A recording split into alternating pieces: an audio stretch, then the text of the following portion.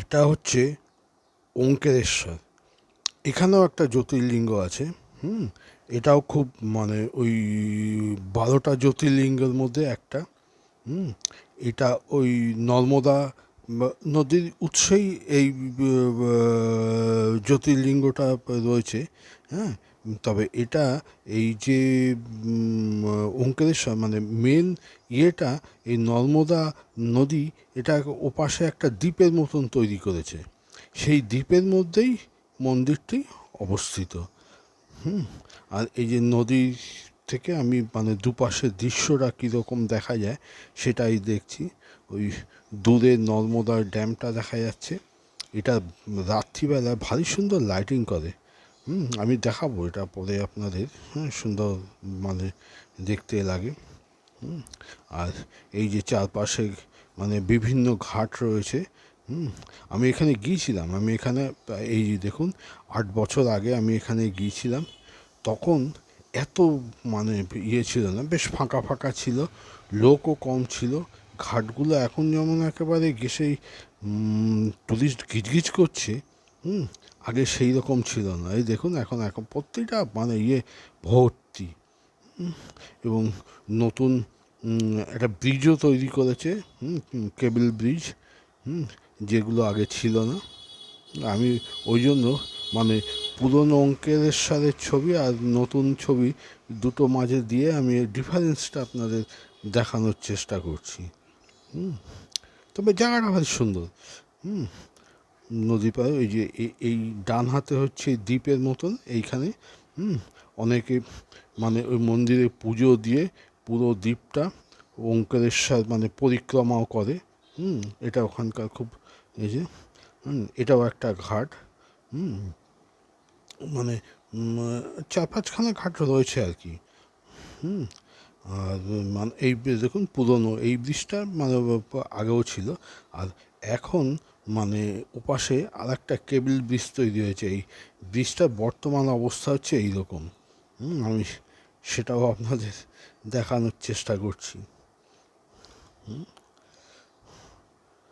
তবে যেহেতু ওই ড্যাম্প রয়েছে, ড্যামটা রয়েছে, ওখান থেকে সবসময় জল ছাড়ে, বিশেষ করে সকালের দিকে। হ্যাঁ, ফলে মানে এইখানে নদীর ফ্লোটা প্রায় সবসময় থাকে। বর্ষাকালে যদিও বেশি থাকে, কিন্তু অন্যান্য সময়ও এই জলের ফ্লোটা মানে ইয়েতে থাকে। আর এই নর্মদা পরিক্রমায় যদি বেরোন, তাহলে একটা ইয়ে দেখতে পাবেন। এখানে একমাত্র মহিলা সাধক রয়েছেন। ওনার একটা মন্দির রয়েছে ওই কেদারনাথ মন্দিরের। এখানে তো একটি কেদারনাথ মন্দির আছে, মন্দিরের জাস্ট পেছনে। মানে উনিও বাঙালি। পারলে যাবেন। সত্যি উনি খুব ভালো সুন্দর ব্যবহার। এবং এই যে ওনার মন্দিরটা আমি ওনার সাথে খুব সুন্দর যত্ন করে। উনি একমাত্র মহিলা সাধক এখানকার। ইয়ে এই কেদারনাথ মন্দির। আর সামনে এগিয়ে গেলে ভারত সেবাশ্রম সংঘ পড়ে। কাজেই পারলে একবার ওখানে যাবেন, সত্যি ভালো লাগবে। আর এই যে মানে ওই দূর থেকে আর কি মন্দিরের অবস্থানটা মানে দেখানোর জন্য। আর এই পাশ দিয়ে জলের ফ্লোটা বেরিয়ে যায়। যেহেতু এখন বিকেলের দিকে জলটা কমে গেছে, ওই জন্য নদীর ডেপটাও কমে এসছে। ওই জন্য দেখা যাচ্ছে। আর এই হচ্ছে ড্যামটাকে আমি মানে রাত্রিবেলা কি সুন্দর মানে লাইটিং দিয়ে সাজায়, ভারী সুন্দর দেখতে লাগে। এই হচ্ছে নতুন কেবলি। এটা মন্দিরের মানে এখন আর একটা এন্ট্রান্স হয়েছে। ও পাশ থেকে পুরনো এন্ট্রান্সটা এখন পেছন দিকে হয়ে গেছে এই পুরনো ব্রিজটা দিয়ে। আর নতুন ব্রিজটা দিয়েও ডাইরেক্ট একেবারে। আর এটা হচ্ছে ওই 8 বছর আগে এই নর্মদা ফেস্টিভ্যাল দেখার জন্যই আমরা গিয়েছিলাম। এটা সরস্বতী পুজোর সময় হয়। তখন এই রাত্রিরে ওখানে প্রচুর এইভাবে মানে আগুন জ্বেলে ইয়ে করে, এবং যার জন্য অবশ্য খুব পলিউশনও বেড়ে যায় পরদিন। খুবই ইয়ে হয়। তবু আমি সেটা আর কি দেখানোর চেষ্টা করছি। আর এখন এই ঘাটে এই যে সন্ধ্যা আরতিও হয়, ওই যে দেখেছেন সন্ধ্যা আরতি হচ্ছে। এটা ওই বিষ্ণু মন্দিরটা আমি পরে দেখাচ্ছি, ওখান থেকে দেখা যায়। আর এটাও মালসায়, এটা হচ্ছে মানে ওই দ্বীপের উল্টো পাশে। এই মন্দিরটাও খুব পপুলার, মানে ওখানে পুজো দিয়ে এখানেও নাকি পুজো দিতে হয়, না হলে এই জ্যোতির্লিঙ্গ মানে এই দুটোই খুব, এই মন্দিরটাও বেশ পুরনো। তবে ওই মন্দিরের মতো এত ভিড় হয় না। এই হচ্ছে বিগ্রহ আর কি, নিচে এরকম ধরনের রয়েছে।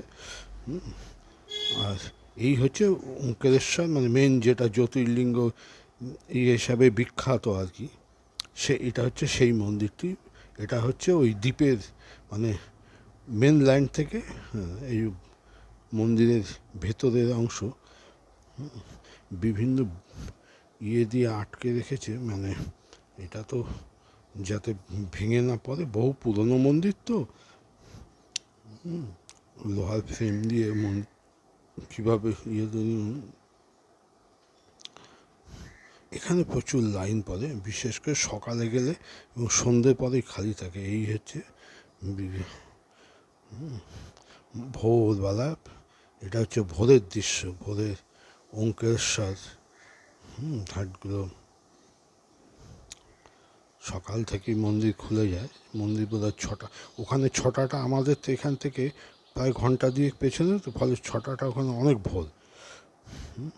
আর এই হচ্ছে পুরনো ওঙ্কারেশ্বর। এই ব্রিজটা শুধু আগে এই একটি মাত্রই ব্রিজ ছিল, আর এখন এইটা হচ্ছে সেই নতুন কেবল ব্রিজ হয়েছে। তবে এটা দিয়ে গাড়ি ঘোড়া যায় না, শুধু মানুষই যাতায়াত করতে পারে। আর ওই যে দূরে দেখা যাচ্ছে পুরনো ব্রিজটা। আমি যতটা মানে যেভাবে পাই আপনাদের দেখানোর চেষ্টা করলাম। তবে জায়গাটা বেশ মনোরম। তবে এখানে খুব ভালো হোটেল নেই, কিছু ধর্মশালা আছে নদীর পাড়ে, সাধারণ মানে কয়েকটা হোটেল আছে। আর কয়েকটি হোটেল আছে সেটা একটু ভেতরের দিকে, ওইখানে একটু ভালো হোটেল রয়েছে। তবে সেখান থেকে আপনাকে এই মন্দিরে আসতে গেলে কিছুটা হাঁটতে হবে। আর এইটাই হচ্ছে সেই বিষ্ণু মন্দির। এটাও খুব পুরনো মন্দির। এটা অবশ্য ওই দ্বীপে নয়, এই মেনল্যান্ডের সাথে এই মন্দির দুটি রয়েছে। বেশ পুরনো মন্দির, বিগ্রহ। এটা ফাঁকাই থাকে, এই মন্দিরগুলো অত নয়, তবে মন্দিরগুলো ভারী সুন্দর।